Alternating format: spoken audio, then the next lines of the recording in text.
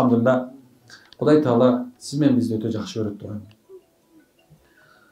Бизди жакшы көргөндүн белгиси ушул. Бизди эркекти эркек, аялды аял кылып, өзүнүн вазифасы менен жаратып, сиз менен бизди бактылуу болушубузду каалап, Алла Таала бүткүл жакшылыктарды берип, неаматтарды берип. Жакшы көргөн ушул эки Кудайым, сен менен мен мусулман кылды. Сен менен мен мусулманмын. Ла илаха иллаллах Мухаммад Расулуллах келмесин айтып атабыз. Сиз менен бизге Алла Таала намаз окушка мүмкүнчүлүк берди. Сиз менен бизге орозо тутушка мүмкүнчүлүк берди. Ушунда айлардын эң жакшылыгы Рамазан айында, айлардын эң жакшы болгон Зулхижжа айында Алла Таала эмне экен? Ушу биз менен бизге хажылык кылышка мүмкүнчүлүк берип аткан. Бул Алла Тааланын сен менен жакшы көргөн белгиси. Алла Таала кичинекей болсо, сербейт болсо да сакал болгонго мүмкүнчүлүк берди. Бул да Алланын жакшылыгы. Аял болсо жол салынганга, бирөөнө субханалла күйөө берди, бирөөнө бала берди, бирөөнө кыз берди, эркек берди. Керек болсо Алла Таала жакшы көргөн белгиси сени менен мага кээде бала да бербей койгон. Бул Алланын жакшы көргөн мээрими бул. Кудайдын жакшылыгы. Эгерде сен Кудайдын жакшылыгына мээримине бөлөнгүң келсе, анда сага Кудай Таала кайсы тагдырды берген болсо, сен ошону сен баш ийип кое бер. Кудайым, сага ыраазымын, сен бердиң, сен болбосоң, сен бербесең мындай болбойт элем. Сен бербесе, Алла бербесечи, биз бул жерде керек болсо кичинекей бир, мындай бир кичинекей бир суунда жутуп, ошол нерсенин рахатын ала албайт болчубуз. Эгерде Кудай Таала сиз менен бизге жакшылык бербеген болсо, сен менен мен бир дагы мындай бир күндүн рахатын ала албайт болчубуз. Ошол себептен көбүрөөк Алла Таалага таяналы турганда, көбүрөөк тоокел кылалы. Кудайдан көп үмүт кылалы.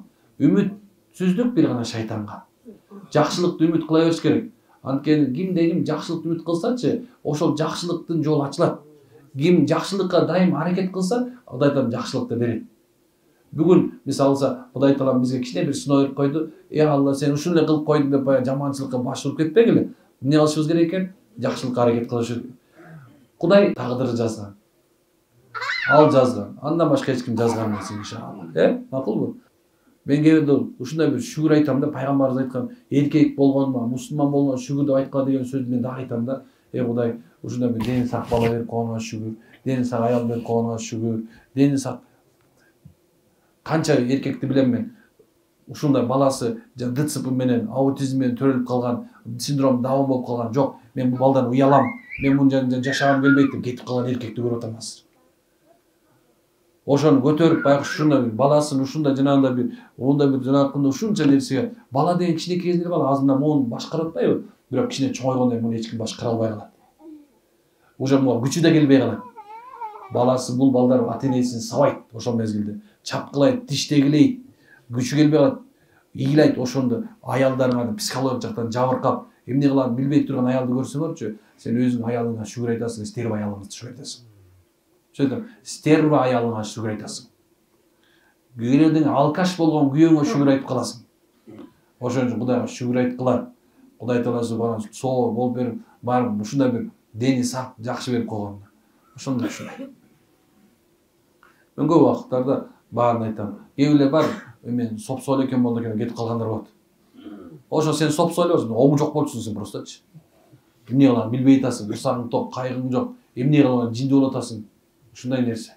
Ошол үчүн мындай кээ бир убакыттарда тегерек четиңерди карап, мындай акыл жүгүрткүлө. Акыл жүгүрткөндөр үчүн өтө чоң пайда бар.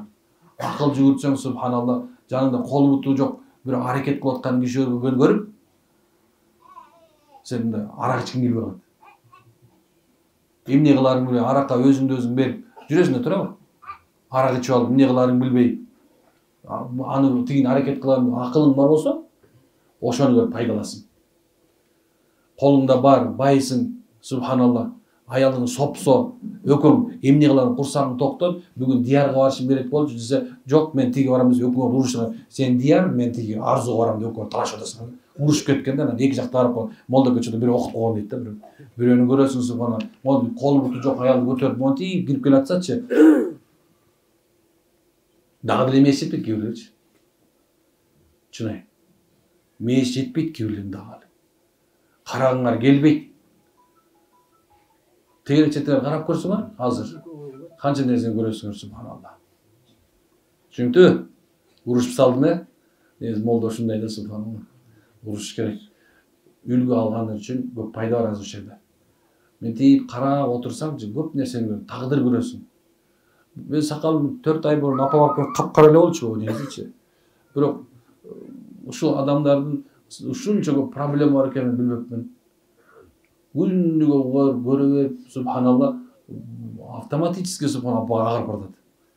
Анткени жардам берейин дейсиң, акылың жетпейт. Алла, сенден башка ким жардам берет деп дуа болду. Түн дуа, күн дуа, басканда дуа. Алла шифа бер. Киргениңде эле сени карап турду, Алла ушуга шифа берчи дейм. Мен беркен мен сени шифа берем деп айткан жокмун. Алла буга шифа берчи, мен эмне кыла алам я?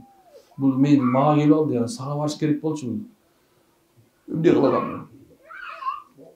Кээ бир аялдар бар, баатыр даңк медалын бериш керек болчу дагы. Даңк медаль бермекмин эгерде мен полномочиям болсочу. Ушундай сасык, ушундай алкаш, оозунан жана насыбай сасып турган аялдын, эркектин жанында жаткан аялдар даңк медаль бермекмин. Чын, серьезно айтам. Кээ бир эркектерге да бермекмин мен. Ушундай ажан аялга тызап берип аткан рахмат депчи. Мени жеп салат го тияк кирер мененчи. Бермекмин мен эгер полномочиям болсочу. Ойлоп атам, фонд ачып туруп ошонун негизинде бир медаль уюштуруп койсом депчи. Мага баягы Улукман деген алып келип беришкен да. Анан карап коем, Улукман деген орден болот экен, ошону алып келип беришкен. Айттым, мен эмне кылдым эле? Сиз ушу эмебизде коомдук иш берип атасыз, тандадыган тигилети. Рахмат, рахмат. Бирок мен дагы ошолорду айтайын деп уялдым, субханалла. Бирок таң каласың да, ошол аял киши ушу күйөөм деп молдо экен ушуну оңдоп берчи деп аткан. Таң каласың дейм. Ушундай таң калып кетпеймиш. Ушундай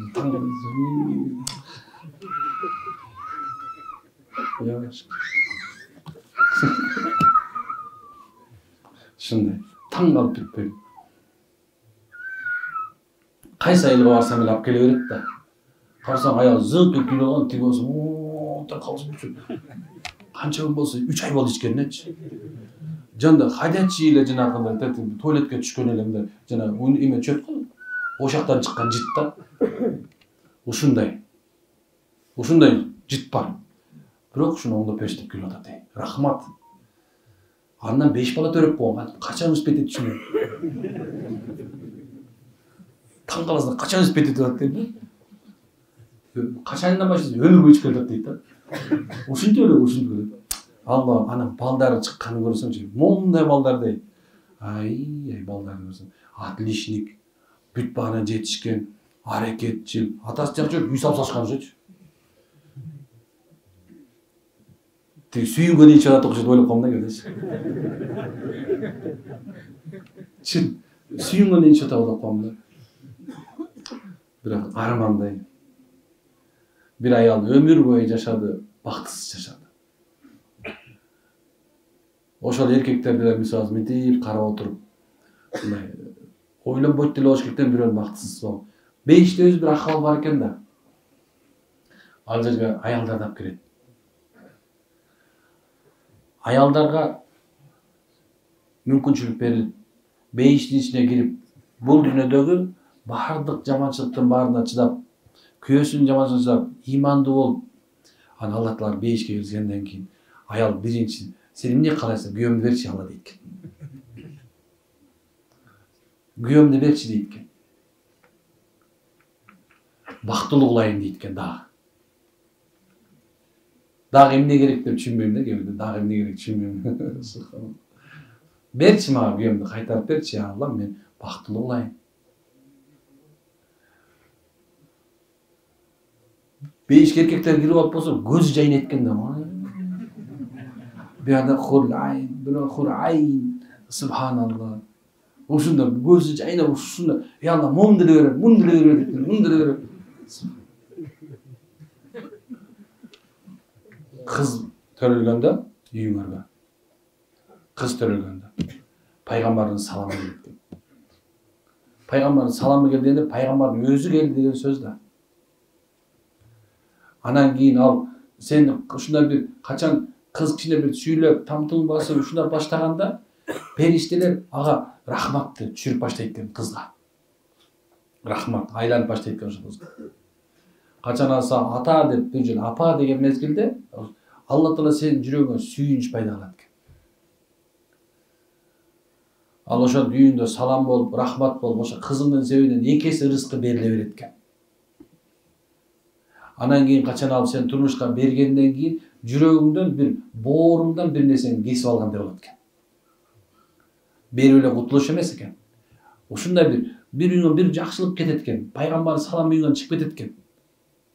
Андан кийин анан ал бирөөнүн үйүнө кирет экен дагы. Ошол жерге субханалла, Алланын рахматы, мээрими, куту ошол үйгө сенин кызың менен кошо кетет экен. Ал ошол мээрим куттап келет экен. Анан бала төрөгөндөн кийин анын күнөөлөрү кечириле турган болот экен. Ошентип ар жакка барып туруп, аны отуруп, акырында качан сени менен мен өлгөндөн кийин кыямат болгондо ошол кызың, Алла, мен атамды кечир деп турат экен. Атамды кечирбесең, мен ыраазы эмесмин дейт экен. Атамды кечир, мен ыраазы эмесмин, Алла сага дейт экен. Алла сурайт да, силер менен ыраазысыңар, мен атамды кечир дейт. Атаң кечирил дегенде, ушул кыздын өзүнүн күнөөкөр атасын жетилип бейишке кирип баратканын көрүнөт дейт. Ушунчалык чоң нерсе. Анан кийин субханалла, ушунча даражада болгон пайгамбардын саламын, жакшылыгын, ушул нерсени алып туруп анан кийин аялдарыңарга, кыздарыңарга жакшы мамиле кылбай аткан эркектерге кантип түшүнсө болот? Кандай түшүнсө болот? Аны бактысыз кылып коюп, субханалла. Аны сабап, аны ажанагындай нерселерди кылып, акылга сыйбаган нерсе келди. Шарият түшүнтүп айтат да. Мен шариатты айтып берем силерге кандай экенин. Бирок кээ бирлерине ушинтип жашаганга жакпайт баягы. Келесі болса эмне кылайын? Аялдарын баары сабап эле туруш керек дейт бир бай. Кантип сабап туруу?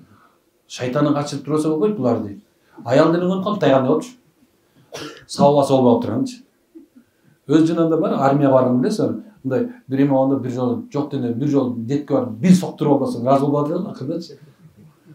Ошондой эле болуп калыптыр, кээ бир аялдар таяк жегисе эле келе берет экен. Bir nesi olsun subhanallah tilimen turr diyordu. Tak çapası. Munç paygalatken, oşon bütetken. Je ушундай болобу табиятынан түшүнбөйсүз. Адамдын табиятын түшүнүп 6 миллион адамдын түшүнүшү оор экен. Арим караганда болот. Бирок дегени шариятта баардык жагы жакшы болушту айтат. Бул дүйнө кичинекей эле.